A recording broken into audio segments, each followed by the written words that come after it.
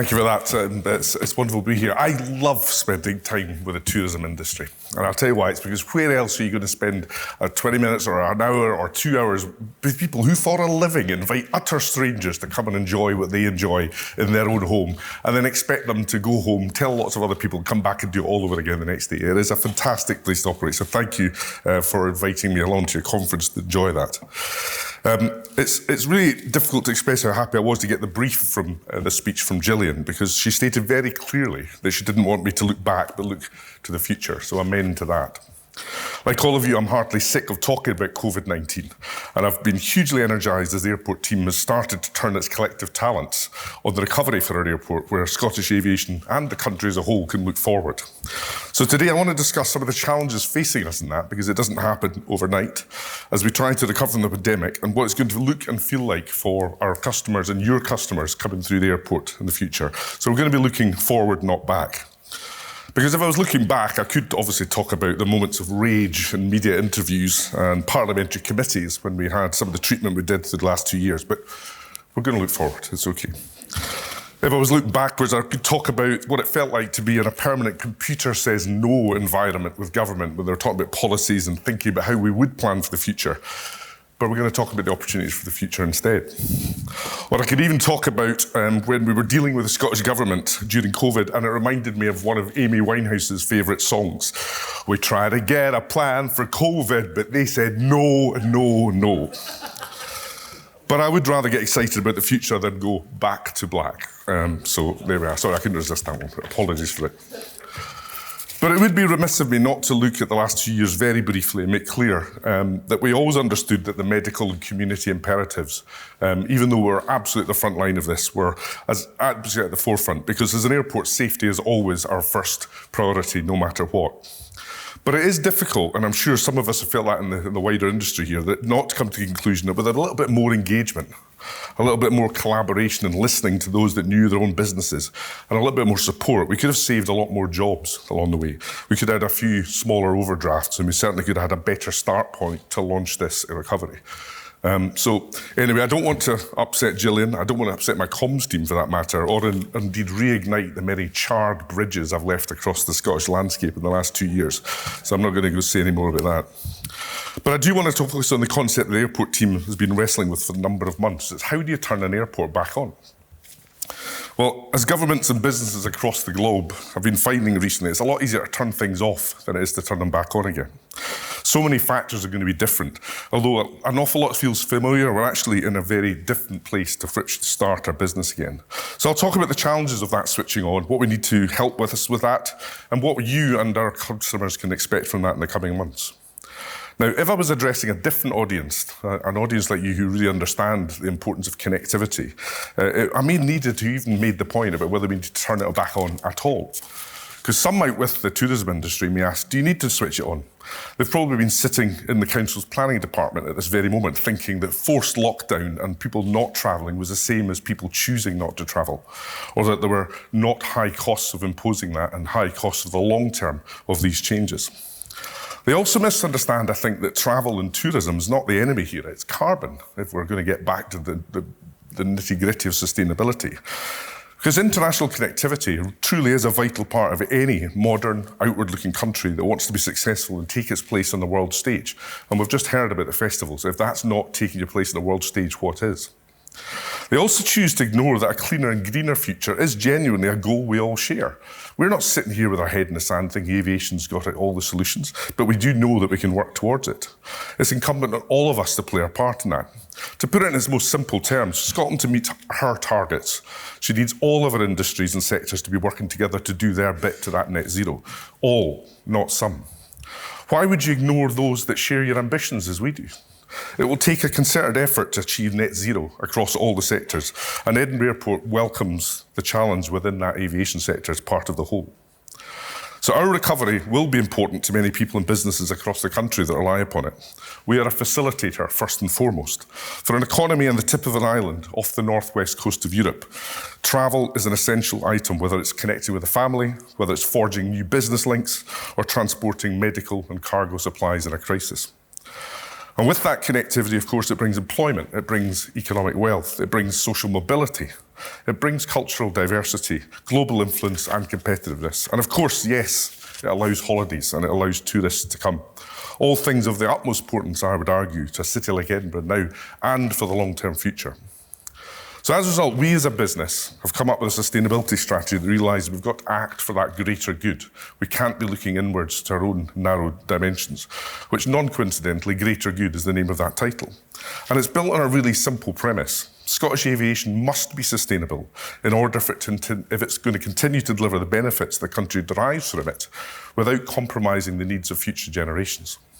So to us, sustainability is more than just carbon. It involves linking environmental, societal and economic issues and objectives through collaboration, innovation and partnership, all working in concerto for that greater good. Now this is important because we believe that a strong aviation sector is actually providing great connectivity, is genuinely for the greater good. So we have a plan, we have commitments, we have a trajectory to get there to that net zero and to the wider benefits that we're talking about, and I'm sure you do too. Because too often when an airport or airline or travel agent talks about sustainability, the first thing you hear is, but aviation, followed by the number of reasons and preconceived, quite often wrong notions about why all aviation is bad or wrong or something we must live without, and why people, you'll notice when you hear this, it's always about other people, shouldn't be travelling or should be travelling less. I don't think that's fair, reasonable, or even very smart, given aviation is so important to so many different parts of our society. And especially as actually we know that solutions for carbon-free aviation will be with us within 15 to 20 years. And in terms of local, domestic, and very short-haul flights, could be here within 5 years. So let's not throw away all the benefits, just as we're starting to see the solutions that are going to allow us to decarbonise aviation and keep that connectivity. And if you want to put it in context today, if you want to think about the size of the challenge, the cost of aviation carbon for people visiting Scotland, if I take it as an average, is £5. Now that to me doesn't sound like an awfully unsurmountable problem.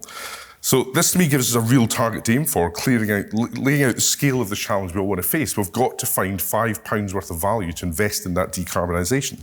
Now that £5 is genuinely a problem if you're selling an airline ticket for $19.99.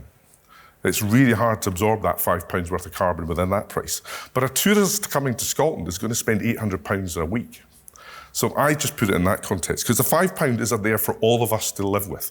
We can't let the airline, or even the airport, might suggest, look after this for ourselves, because we're there enabling much wider stuff. But if we're looking at that spend as the whole value added, and all we have to do is solve that £5 carbon problem, then I think it's something we can do together. And of course, if we don't start now, it won't be £5, it'll be 10, and it'll be 50, and it'll be 150 in the future, rightly, by the way. But the earlier we start, the easier it is to manage.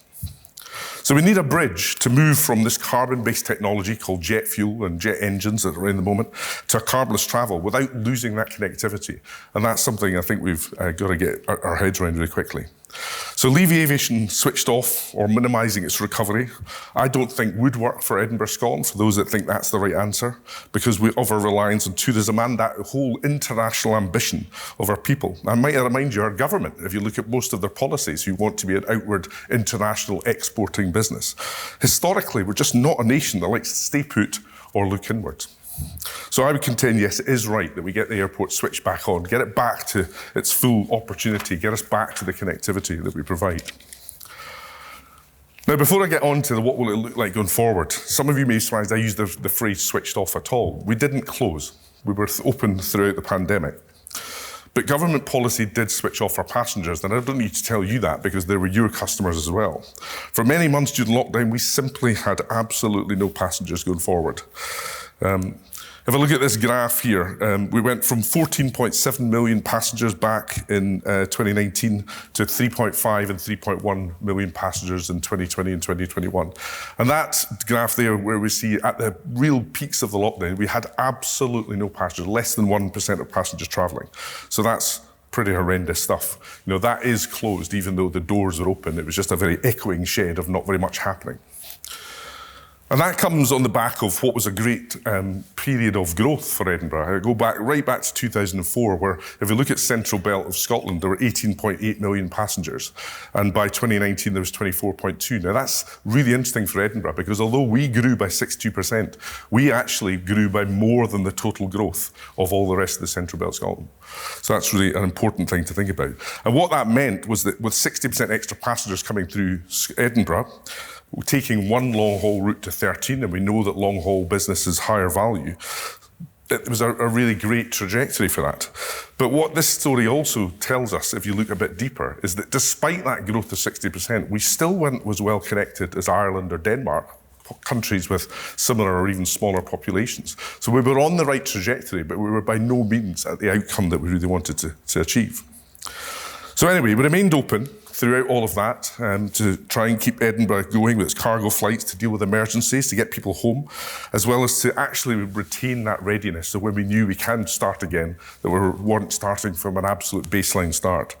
Now, this damaged our business enormously. We lost a third of our team to redundancy. We've had to borrow an extra £100 million of debt. We lost nearly all of our connectivity, and we're now in a competition to get it back. And that's an important dimension. This is a competition, and it is really fierce. Every country in Europe's got the same challenge, trying to get the same capacity back in. And it's safe to say those months losing so many colleagues from the business were amongst the darkest of my career. And I'm sure we've all faced into that in our businesses, losing friends and colleagues from it. And although we remained open, that huge empty shed I talked about, I do think that switched off is the best way of describing it. And it sets the scene for how much we've got to come back and how far we've got to come from these dark days. So we're switching back on. This tentative stuttering return of 21 that was interrupted by a Omicron at the back end of the year has now been seeing a very consistent and really strong surge back up towards the summer. Although if we get to even our most optimistic output, we're looking at about 80% of 2019 levels through the summer. But it's really difficult to get right, starting from where we did. You only got to look at the Twitter feed of Manchester Airport in the last couple of weeks to see how badly it can go if you get that wrong. And I don't take any pleasure in watching my competitors have these difficulties, because they're but the grace of God, and we might still be facing some of these challenges. And we're switching on in a really different environment, 2019. Again, many of you will recognise this. Imagine a big Venn diagram of airline recovery, getting passengers back in, the tourism sector starting up, and then there's this economy problems, there's the cost of living, there's the people employment challenges. And the bit of these two Venn diagrams in the middle, this is queues, this is delays, this is a service level that we are not going to be as proud as we'd like to be of, inevitably coming at us. So and that's driven largely by the struggle to recruit in the post-COVID market, a perfect storm of Brexit that was hidden through the early part of the pandemic and is now being seen in this restricted pipeline of potential candidates that we can recruit into. And of course, aviation was undermined as a safe employer in many ways. It was seen as a high-risk environment, not just for personal safety, because aviation wrongly, I think, was seen as a high-risk area, but because it was seen as you might lose your job because so many were lost during the pandemic. And an awful lot of people just don't have the experience of knowing what that was like. So that aviation ravaged our industry. We're trying to sell great jobs, I think. Fantastic place to work. People have stayed 20 years, built their careers around 12 different jobs over that period with multiple companies. And we've got some great salaries there, but it is proving really, really difficult. And we are getting there, but we're in a race for the summer. As we said, we don't want to end up like Manchester Airport. We lost 2,500 jobs from the campus back in 2020, and we're trying to recruit about half of them back in again in time for the summer. And we'll all know how difficult that's going to be. And of course, it's a challenge that compounded by that second point I said about how much money we've lost. We've lost 100 million. And at the depths, it was costing us £3.5 million a month to stay open for that essential travel that had no meaningful revenue associated with it, and make sure that vital services. And that's before you take into account the fact you've still got capital projects. You've got to keep your assets running. And of course, we've now got greater debt that we've got to service and interest as well. And I say that not looking for pity, but understanding. And it's an understanding that many of you will have at least partial understanding of from your own businesses. So just over 60% recovered at the moment. It feels a bit more like the old airport. We've just got back into cash generation across all of these different cost bases. And thankfully, that's a disciplined cost management. We've got very supportive shareholders, thankfully, and even our funders, our bankers, have actually been very understanding, are very confident about our business. So that allows us to move forward. But of course, the third and final challenge, the one that feels really close to home at me, we're asking a team that's been tirelessly working with less support, with less colleagues to help out for the last 2 years, to step up again into what is going to be a really difficult summer. And so the one thing I'd ask you today, or think about in the coming weeks, if you do see some little blips of queues that you're not used to at Edinburgh Airport from 2019 days and earlier, please be a little patient with us. It's not from want of trying as we go forward. So, as we think about that, and it's coming at us, and we've now got to consider what other people think about it, if we face into these market conditions, what can we expect? Well, I was giving evidence to Westminster Scottish Affairs Committee about the impact of COVID on aviation in Scotland. Pete Wishart, the SNP MP, said to me, "It's back to normal now, Gordon, what's your problem?" Now, his assumption is that switching on an airport, or rather turning off the restrictions, just mean it just goes back like that. And what he wasn't understanding is when our airlines stopped flying, they didn't just pause, they left, they've gone. These years I showed you in the graph of trying to encourage airlines to come and invest in Scotland, take risks, build up businesses, we've gone back 15, 20 years, and we've got to start again. Our task is now to get them back, to renegotiate deals, to make the case, sell Edinburgh and Scotland as we delight in doing. What a wonderful product. But we're starting from years back in time. And it's challenging more so because in these negotiations, which they are ultimately, airlines are stronger than they were before. They've got more of the balance of negotiation. And they're stronger because other parts of Europe that we're competing with are much, much cheaper. Back in they have no APD in most cases. We have a £13 tax minimum before you even start looking at airline charges. And on top of that, just about every European government except our own put huge subsidies into their aviation sector to buoy them up, which gave them a better start point to come back and fight for it going forward. They're stronger because Europe and even other parts of the UK relaxed the restrictions quicker, which meant that they could get going and they could be talking about with airlines before I could even say you're allowed to come back. So allocations were being made by airlines before we could even get to sit around the table. The airlines are stronger now because they compare the Visit Scotland inflexibility about how we will help airlines come, how we can invest in assisting in their marketing, is being constrained by the pre-COVID thinking. We have target markets, as though winning back the previous markets isn't important. And that's not the case in other countries. And then the really frustrating one, they're stronger because our politicians have consistently undermined confidence in Scottish aviation with their policies and their statements matter. I got that politicians were worried about the next variant coming along, that would mean more lockdowns and more illness and more deaths.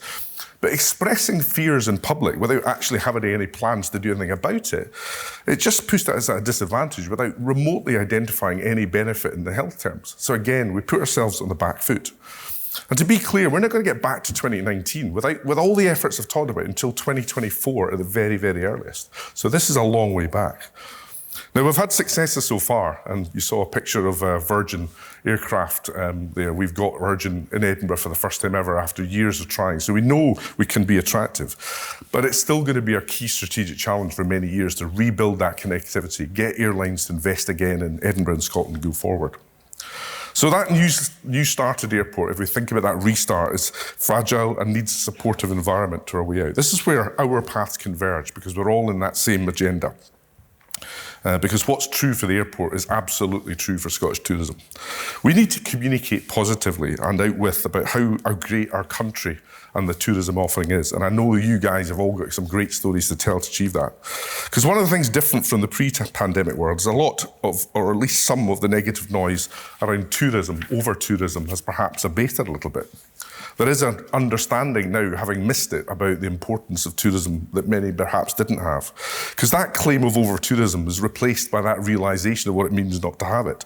I wonder how many people still agree with Alexander McCall Smith's celebration of empty streets in Edinburgh from 2 years ago, after 2 years of more of the same.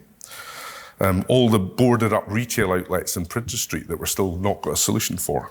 Cities aren't meant to be quiet, Alexander. That's not the point. Festivals need an audience. Tourism is a force for good in Edinburgh. It allows things in our city that we couldn't support without tourism and visitors for the population we have. We need it. And yes, of course, we have to manage how that looks. Just like anything else we want to sustain and cherish, we need to think about what success means and how to deal with the growing pains. Overlay that with the need for the climate change and look at net zero, and our communication about how we're going to face into that and be successful in the future needs to be the best possible thinking and the most concerted and coordinated of messaging. I feel silly even have to say this, but who knew that in order for people to visit your city, you have to be positive about it yourself? Let's make sure that we've got a positive message that's consistent and confident from within. Not everyone appears to appreciate that.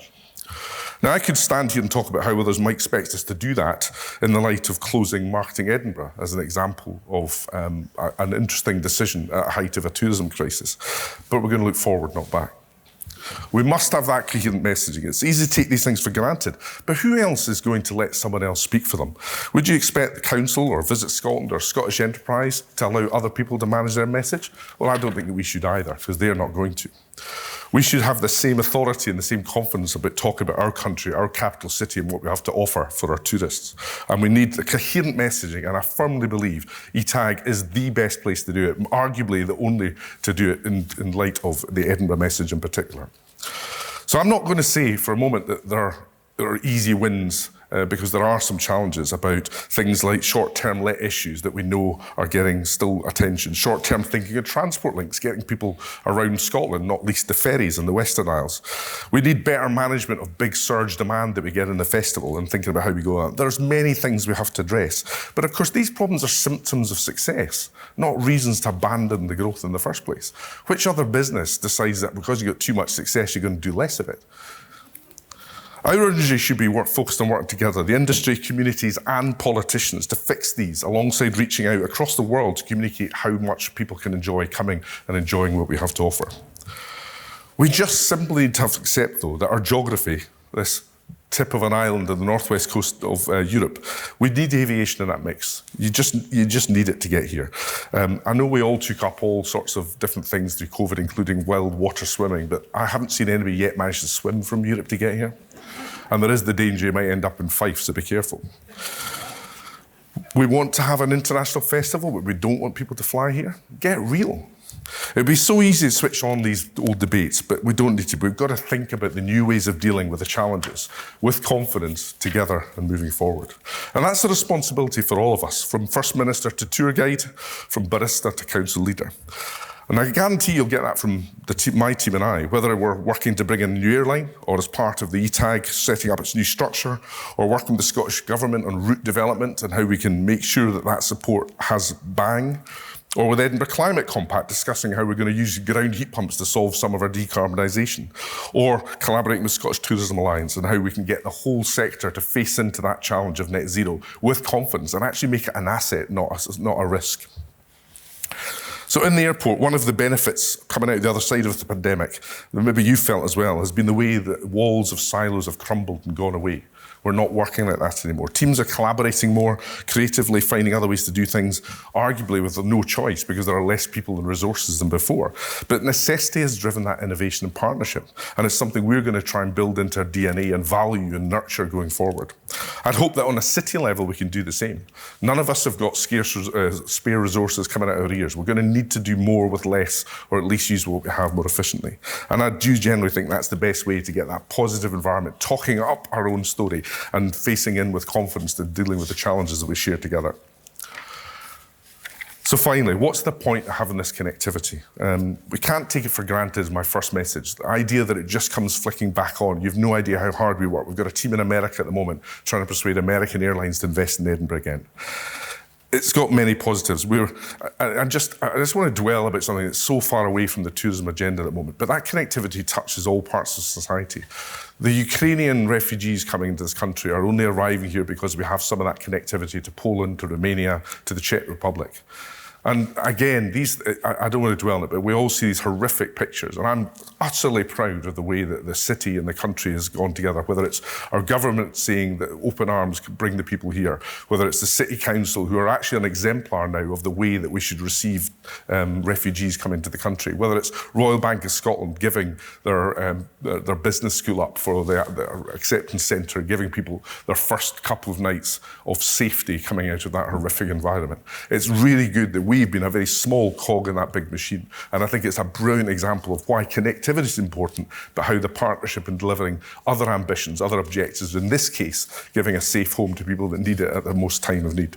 So I think that's another little aside about, it's not just about commercial reality, it's about some of the societal and environmental stuff as well. So, the Scottish Government has set a target, I'm delighted to say, they're very good at that, to return to 2019 levels of connectivity, and we welcome that. It's reassuring to the airlines that that's what they want, because that wasn't the message they were necessarily getting over the last 2 years. They understand, apparently, the value of connectivity. But first of all, that's not very ambitious. Getting back to where you were doesn't seem to be very exciting. I want to get back on the trajectory that saw us growing by 60% in 7 years, and that's what we should be looking to. And it's not like we're even expecting to get there quickly. Even the Scottish Government acknowledges it's going to take us to 24 beyond. But it's all very well having targets, having a wish list, but what are other countries doing about it? The Scottish Government recent consultation held up Ireland as a great model that they wanted to emulate as another small economy that they thought was successful. But what the document didn't say is that Ireland has just put an extra 90 million euros into its national marketing strategy for restarting tourism. What they didn't say, that they've put another 90 million into subsidising airport charges for airlines. So Ireland was already cheaper than us because their £15 charge per passenger from the airport was one price. Our £10 cheaper was blown out the water by the £13 tax on top. So our 23 played their 15. They're now getting it for £7.50 and we're still stuck at 23. That's a challenge we've got, and that is a direct result of what other countries have decided to invest in. And that's replicated across Europe. We're the only country I'm aware of in Europe that has not given a supporting hand, not to an airport. I'm not looking for a penny from this. What I want is an investment fund to persuade airlines to pick Scotland before other countries. Having said all that, I believe that we can get there because there are some things that COVID has not changed. It hasn't changed the relationship with the airlines that we've built up over 10 years and is really, really strong. And we make brilliant business cases of them using data that sometimes you guys share, telling your stories about why they'll be successful here. Hasn't changed the quality of our city and of our country and the basic fundamentals. And I can't think of a city anywhere in the world I'd rather be pitching as a sales pitch. We have the attributes, the resources, and we have the people. But the wider Team Edinburgh has always been a great one, and I think you should all be proud of the way you've acted in that pandemic. ETAG in particular, at a really difficult time in its own restructuring, its own reimagining its future, has stood up and been counted through that. So thank you all for doing that, and I hope we can repay you in connecting Scotland with as many places as fast as we can so that you can yet again invite these mad strangers to come and enjoy what we love and do. So in conclusion, switching on an airport and its connectivity, which we should all care about. It's not easy, but it is a task we're meeting head on. Our aim is to generate benefits from a good recovery to make sure that we're in a better place than we were when we switched off, both in terms of the environment as well as our operations. And there are 3 commitments that we'll make that will help ensuring do that. First of all, we are going to invest in our path to net zero, really visibly, really overtly, and we want to help others on that journey with us to decarbonise, because I think we can actually make that a real marketing strength for this country. We will work with everyone in this room to support the recovery of tourism in a way that benefits all, and that is looking at some of the community and societal impacts of our industry, but I think we can face into that. And we will, of course, strain every sinew to grow Edinburgh's connectivity to the world, to give us the largest possible market, the greatest possible audience to sell what we love doing and what we're proud of. So look, I'll say something that many might be thinking, and perhaps we heard that from our economist earlier, but few want to say this crisis is far from over. But that in itself should be a reason to keep going for all the successes we've had. It's something we're all facing into, whether that's repaying loans, building back our teams, whether it's welcoming people back into our restaurants, bars and shops in your case, or in mine, reconnecting with airlines and dealing with queues at peaks. Sorry in advance, okay? But here's the shard of light in the darkness of all that. They're shared problems. They're all consistent. And that means we've got a shared reason to work together. That's why we're all here today. And it's that shared sense of responsibility that really buoys me up, that gets me out of bed in the morning. We've met the challenges in the good times. I'm damn sure we're going to meet them again in the tough times. We're up for the fight, and one of the things that energises me is that support and the collaboration of what we call that Team Edinburgh, those of us with that shared ambition to put our city, our businesses and our communities on the map. We're at our best when we're together, and together we'll show the best of Edinburgh and Scotland. So thank you for the support today. It's been a tough 2 years. I think that collaborative lead has been felt, even if it's been the Zoom calls just to cheer you up on a horrible Friday. But let's switch on that Edinburgh collaboration for another lap of this race. Let's switch on that ambition for the city. Don't stop at 2019. Let's go beyond it. Let's get that growth trajectory. And let's switch on that connectivity for the benefits it all brings to every one of us, for our businesses and for our community. So thank you very much for your time.